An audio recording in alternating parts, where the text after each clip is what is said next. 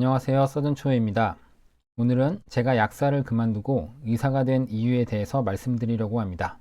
썸네일 주인공은 의학 드라마의 전설이죠. 하얀 거탑의 주인공 장준형 님인데요. 이렇게 일반외과 교수님으로 나와요. 제가 의전원 입시를 준비하면서 공부가 잘 안 될 때 동기부여 영상으로 즐겨봤던 의학 드라마인데요. 어느새 저도 외과 의사가 되었네요. 감개무량하네요. 저 서든초이는 약학과를 졸업했고 약사 면허를 취득했어요. 대략 3년 정도 동네 약국과 병원 약국에서 근무를 했던 경험이 있고요. 군대를 다녀와서 30대에 의학전문대학원을 입학했고 무사히 졸업하고 이렇게 의사 면허를 취득했어요.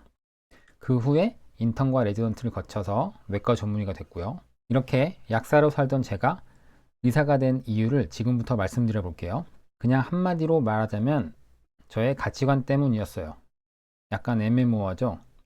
이제 약간 TMI적인 제 이야기를 시작해 볼게요.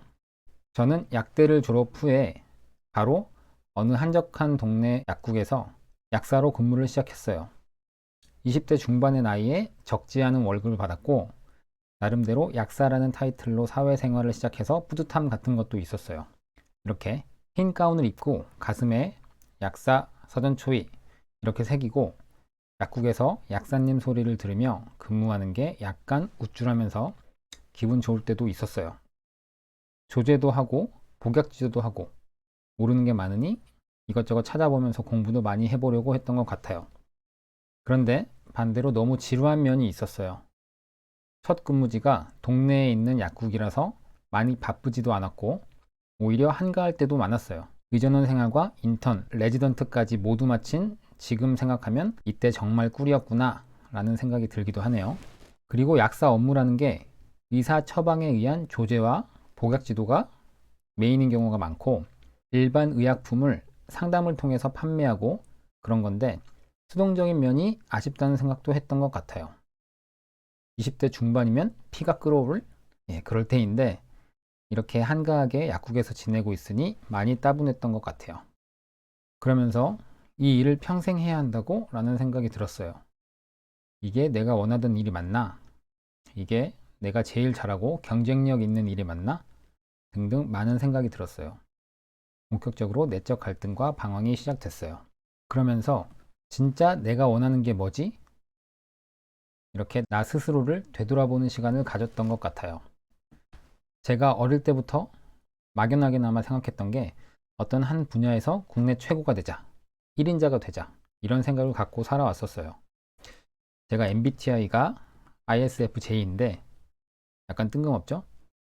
이것저것 다양하게 하는 것보다는 한 가지를 진득하게 밀어붙이는 그런 면이 있어요. 그래서 내가 딴 건 몰라도 이거 하나만큼은 대가가 되자 그런 생각이 있었어요. 이게 저 나름대로의 신념, 가치관 뭐 그런 거였던 거죠.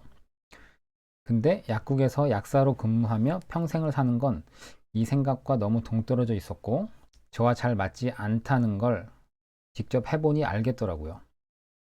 그리고 저는 직업이라는 것을 매우 중요하게 생각해 왔던 것 같아요. 약국 근무를 해보면서 결국 평생 동안 가장 많은 시간을 투자하는 게 직업인데 뭔가 의미 있는 그런 거였으면 좋겠다는 생각도 했고 그래서 내가 제일 잘할 수 있고 잘 맞는 그런 분야를 선택해야겠다 이런 생각이 있었어요. 제가 자기계발서를 읽는 거를 좋아하는데 자기계발서를 보면 노트에 내가 잘하는 게 뭐가 있는지 써보라고 하거든요. 저도 그렇게 써보면서 내가 어떤 걸 잘할까 생각해 보니 공부를 열심히 했고 성실하고 끈기 있긴 한데 머리가 천재적으로 좋은 것 같지는 않았고 다만 운동신경이 좋고 손재주가 좋다고 스스로 자부하고 있었어요. 운동도 좋아하고 밴드 활동을 하면서 악기 다루는 것도 좋아하고 그랬거든요. 근데 약사로 일하면서 이런 걸 살릴 순 없고 그래서 수술을 하는 외과계열 의사가 되면 내가 진짜 잘할 것 같다. 그런 생각이 들었어요. 내가 이거 하나만큼은 대가가 되어서 전국 각지에서 나에게 수술을 받으러 찾아오는 그런 게 목표가 된 것 같아요. 뭔가 막 상상이 되고 설레기도 한 그런 거 있잖아요. 어찌 보면 이미 마음속에 답이 있었던 것 같아요. 많은 사람들이 선택의 순간에 생각을 많이 해보고 고민도 하고 사람들을 만나서 의견을 구하고, 때론 친구들과 밤새 술 마시며 고민에 고민을 거듭하는데, 잘 생각해보면 결국 친구들이 얘기를 들어주면 나 스스로 말을 하다가 띵 하고 깨달음이 오는 경우가 있지 않나요? 저 같은 경우는 인생에서 큰 결정을 해야 하는 상황에선 결국 그렇게 되더라고요. 이렇게 얼추 마음의 정리가 되었어요. 근데 그렇게 쉽게 결정할 수는 없었어요. 어린 나이에 약사가 됐고 군대도 사병으로 다녀오기로 되어 있어서 군대를 전역하면 20대 후반이고, 이때부터 약국 근무를 하면서 약국을 개설하고 그러면 훨씬 빨리 경제적으로 안정이 되고 현실적인 면에서 더 나을 것이 너무 명확했어요. 제가 금수저를 물고 태어난 것도 아니었고, 그래서 이렇게 약대를 일찍 졸업한 상황이 오히려 잘 된 일이다 라고 생각이 들기도 했어요.